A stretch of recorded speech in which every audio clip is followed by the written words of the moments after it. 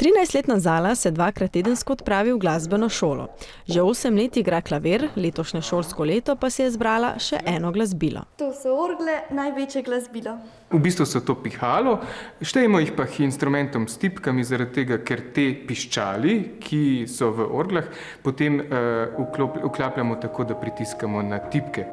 Jaz sem se odločila, da bi igrala orgle, ker mi je všeč velikost, ker so kakšne piščali ful velike, imajo lahko več različnih zvenov, ki jih uravnavaš z registri, a ne?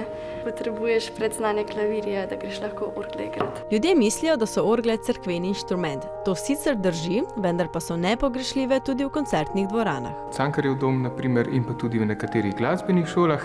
Kot zanimivost, po svetu jih najdemo tudi v kinodvoranah in pa v hokejskih dvoranah. Orgle imajo posebne note, zaradi tega, ker imajo še spodnjo vrstico notnega črtovja za noge. Da se naučim skladbo, potrebujem približno teden ali pa mesec. Najtežje pri igranju orgel mi je igranje leve roke in pedala. Doma lahko vadim na manuale oziroma klaviature, ker imam doma klavir, ne morem pa doma vaditi pedalov.